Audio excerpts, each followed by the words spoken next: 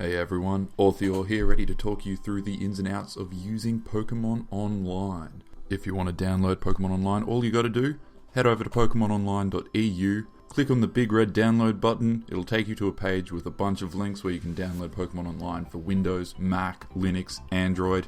Once you download it, install it. I won't talk you through the installation process because it's a bit different for every operating system, but it's pretty straightforward. Anyway, once you've downloaded it, installed it, we're good to go.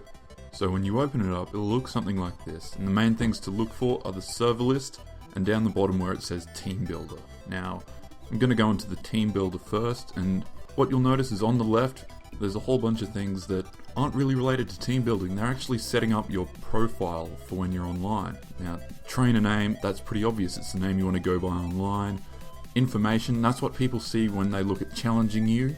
Winning, losing, tying message, that's what will appear in the battle chat at the end of a battle. And you've also got your avatar, which is, we've got any trainer sprite from any game available for you to choose. So there's plenty of options for you there.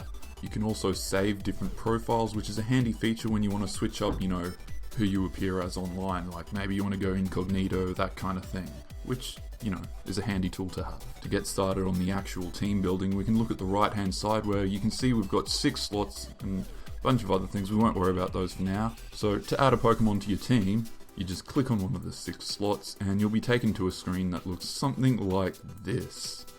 Now obviously we still haven't got a Pokemon selected, so to do that, just click on that big question mark and up will pop a screen listing all of the Pokemon that are available in order of their Pokédex number. Now in this window you can search for Pokemon. There's a bar just down the bottom below the big list where you can enter a Pokemon's name and search for it. There's also the alternate forms button where if you've got a Pokemon like Rotom and you want to select a different form, that's how you do it. But we've also got a neat feature which is the advanced search. So if I just click on that, and now you can see a whole bunch of options open up for us. We've got type, moves, ability, and base stats. And you can search for any combination of those. Like you could be as specific as saying, I want a ground type with Mold Breaker and Stealth Rock.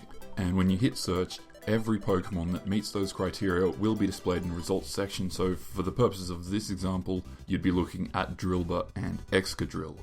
Once you've selected a Pokemon, you can then look at everything else really. Below the type icons is where you can select a nickname. It's not essential, but it's, nice to have. Below that, you can select your nature, your item, and your happiness. Now, happiness isn't important because PO actually automatically sets the happiness level to whatever you need. The default is 0, but if you select return for your Pokemon, it'll automatically be set to 255. So you don't need to worry about happiness, but nature and item, you definitely want to select something for. To the right of that is where you're able to adjust your EVs. So you can either do it just by sliding them up and down, or you can actually enter a numeric value next to the appropriate bar. To the right of that, we've got level, gender, and your ability. Now, level, it automatically sets your level at 100, which is useful for most purposes. However, you may be playing a meta such as Little Cup where you want a lower level. That's up to you, but the default is level 100, so you usually don't need to worry about that. Gender isn't that important, you can set it if you want it to. Ability, that's pretty important, so you're going to want to select your ability. Down below, we also have the move selection, which is, pretty important since, you kind of need moves to have a valid Pokemon. You can scroll through the list and just double click on the move you want. Alternatively, you can search that Pokemon's move set by down below where you've got a search bar. You can just type in the name of the move you want, and if it's available to select, it'll pop up. Also, another thing you can do with the list is arrange it according to, name, type, power, category, whatever. The tabs are at the top, and that's really cool. It helps when you're looking at moves, trying to choose what one you want. Now, there are a few other options available in Team Builder. Up top, where it says Options, open that up, select Show Advanced. That allows you to manipulate IVs directly and select your hidden power, which is pretty important for some Pokemon. You'll also notice that we also have Show Illegal available. That's because we've recently implemented the Hackmons tier. So if you want to play that, that's what you'd want to select, and the Team Builder will reflect your decision to select that. Also, you'll notice that the generation defaults to the current one, which is Omega Ruby Alpha Sapphire. If you want to play in a past gen, all you have to do, up top where it says Gen, click on that, and all of the different sub-generations will be made available to you. All you have to do is select that, and the team builder will automatically adjust to reflect the tier you have chosen. So if you want to go yellow, you'll only have Pokemon available in yellow, only moves available in yellow, and various other changes that come with selecting Pokemon yellow. Our team builder is dynamic. It responds to what you've selected and gives you what you need. Once you're done selecting a team, head back to that original team builder screen where you'll see that there's an option for team name. That's pretty self-explanatory really. You name your team, and then first icon is load team, which is obviously, you load a saved team. Icon next to it is save team, which is really handy because you want to keep your teams. And when you save your team, you'll get a pop-up window asking you to select a folder to save your team to, and that is really handy because it allows you to organize your teams, sort them different folders based on different characteristics. It's just super handy really. There's another icon available, change team folder. That's just the default, the folder that you get when you load or save a team. Not too important.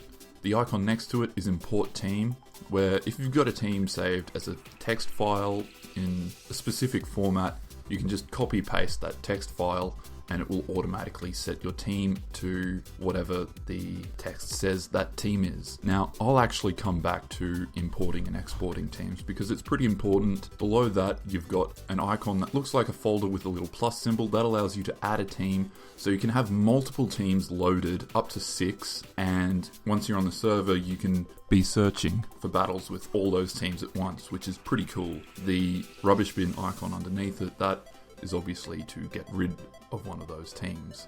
Note that it doesn't actually delete the team file, it just means it's not loaded in the team builder, that's all. Now there's one thing I haven't touched on, that's the team tier bar. That's because, different servers can implement different ban lists, that kind of thing, so the team tier doesn't come into effect until you're actually online on a server. Now lastly, I'm going to return to importing and exporting teams. Basically up top where you've got, file and all that, there's an option team. Click on that, up pops a bunch of different options, which I've already covered most of them. The ones that I'm going to talk about are import and export team. Import, like I mentioned, you have a team saved as a bunch of text and you just copy, paste, and there's your team. Export team is the reverse process where you take a team you've made in the team builder and you get that as a big line of text which you can save elsewhere and you can also share with other people. That's why importing and exporting teams is so relevant. It's because that's a really easy way to share your team with other people and then they can use it, they can give you feedback, whatever. It also allows you to transfer teams between different simulators if that's what you're after. Anyway, that covers the main features of the team builder. It's on to actually getting online, finding battles, that kind of thing next.